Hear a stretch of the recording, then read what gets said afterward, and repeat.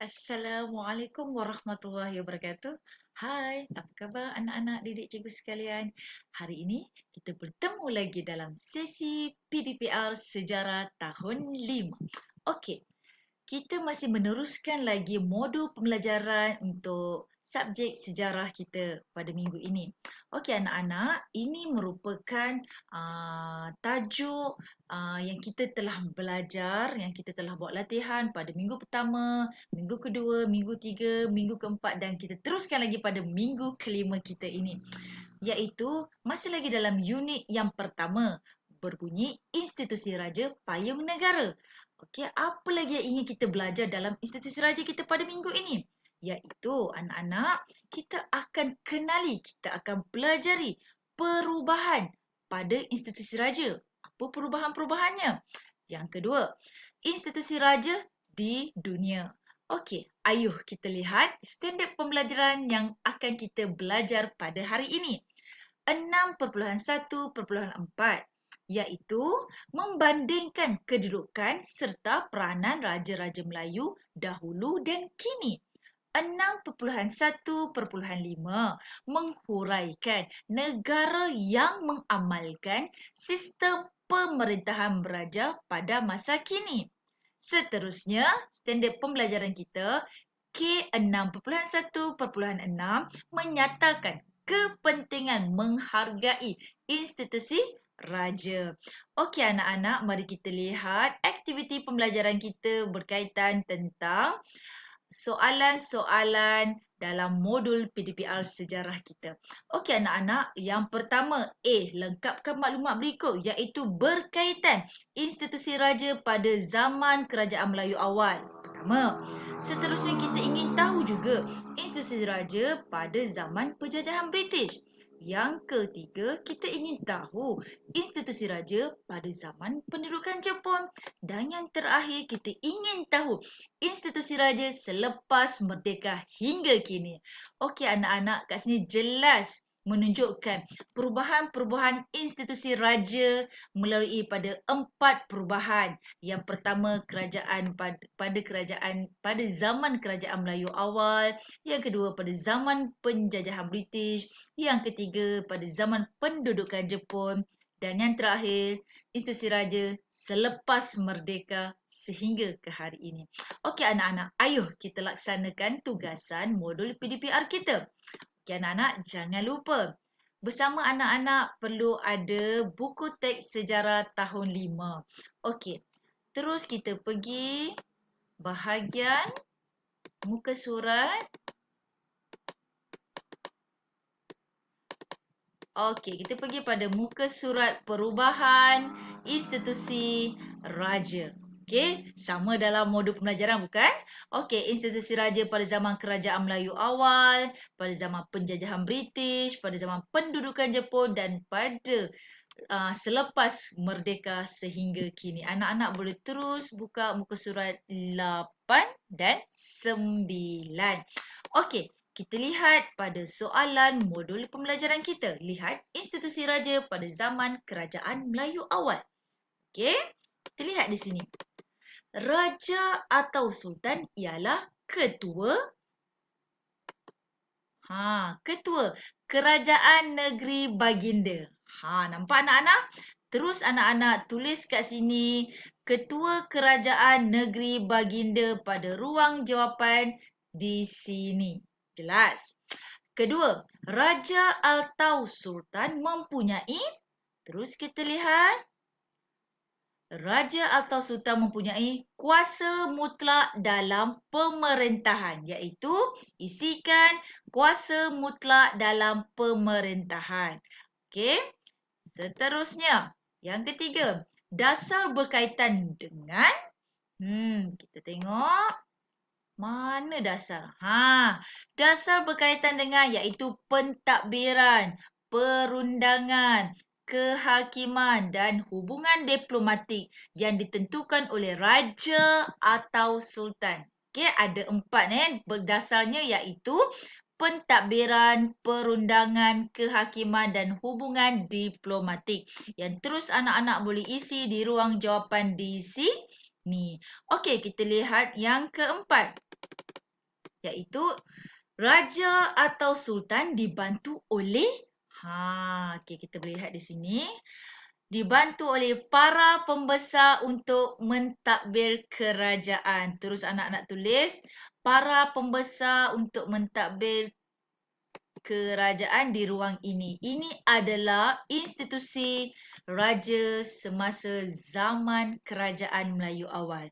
Lengkapkan jawapan di situ. Okey, kita tengok perubahan institusi raja pada zaman penjajahan British pula anak-anak. Okey, yang pertama, raja atau sultan dikekalkan sebagai dikekalkan sebagai apa? Mana-mana? Sebagai ketua negeri. Okey nampak? Sebagai ketua negeri. Terus anak-anak tulis di ruang sini. Okey. Yang kedua, raja atau sultan tidak mempunyai apa? Tidak mempunyai kuasa mutlak dalam pemerintahan. Tidak mempunyai kuasa mutlak dalam pemerintahan. Terus tulis di ruang ini. Ini semasa zaman penjajahan British yang anak-anak nampakkan ada perubahan institusi raja pada satu zaman ke satu zaman. Okey, yang ketiga, raja atau sultan merupakan ketua apa semasa zaman penjajahan British ni? Dia hanya memegang ketua agama Islam dan adat istiadat Melayu di negeri Baginda. Ini semasa zaman penjajahan British. Okay, anak-anak jelas nampak perbezaan semasa zaman kerajaan Melayu awal kepada zaman penjajahan British.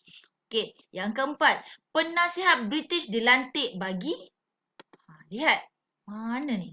Dilantik bagi setiap negeri untuk menguruskan pentadbiran. Maksudnya kat sini jelas jelas anak-anak boleh nampak maksudnya pentadbiran negeri, pentadbiran negara lebih kepada dikuasai oleh orang British. Itu sebab institusi raja mempunyai perubahan semasa zaman penjajahan British. Okey?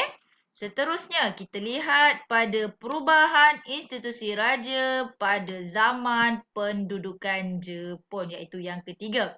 Okey anak-anak, ayuh kita lihat. Raja atau sultan dikekalkan sebagai apa semasa pendudukan Jepun? Apa perubahan dia? Mana dia? Okey, raja atau sultan dikekalkan sebagai ketua negeri. Sama semasa zaman penjajahan British. Okey, anak-anak terus tulis di ruang di sini. Yang kedua, raja atau sultan tidak mempunyai apa semasa zaman pendudukan Jepun? Iaitu tidak mempunyai kuasa mutlak dalam pemerintahan. Sama seperti zaman penjajahan British. Okey, anak-anak boleh terus tulis di ruang ini. Yang ketiga, raja atau sultan hanya merupakan semasa zaman pendudukan Jepun ni apa?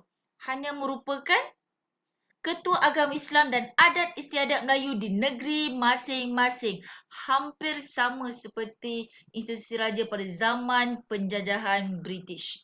Okey, seterusnya, Gubernur Jepun menguruskan apa Gubernur Jepun menguruskan? Iaitu pentadbiran negeri-negeri Melayu. Okay, anak-anak kat sini jelas nampak. Mungkin pada zaman penjajahan British kita gelarkan dia Gubernur. Kita gelarkan dia penasihat British. Tapi pada zaman pendudukan Jepun, kita gelar dia adalah Gubernur Jepun. Okey, ini adalah perubahan institusi raja yang ketiga. Okey, seterusnya kita lihat perubahan institusi raja selepas merdeka hingga kini anak-anak. Okey. Yang pertama, sistem raja. Ayuh kita lihat. Berperlembagaan diperkenankan. Okey, nampak? Iaitu selepas merdeka sehingga kini anak-anak, sistem raja kita berperlembagaan diperkenankan. Okey, anak-anak boleh terus tulis di ruang ini. Kedua, kuasa raja atau sultan adalah apa perubahan dia kat sini? Kuasa raja atau sultan adalah tertakluk di bawah perlembagaan negeri. Nampak? Jelas kat sini perlembagaan negeri. Seterusnya, ketiga, pentadbiran negeri diketuai oleh kita nak tahu apa perubahan dia kat sini. Pentadbiran negeri diketuai oleh Menteri Besar dan dibantu oleh Majlis Eksekutif. Okey, ini institusi raja selepas merdeka anak-anak sehingga kini. Seterusnya, yang keempat, institusi yang di-Pertuan Agong diperkenalkan. Apa dia tu? Diperkenalkan selepas merdeka. Okey anak-anak. Seterusnya, 9 Raja Melayu dipilih sebagai apa?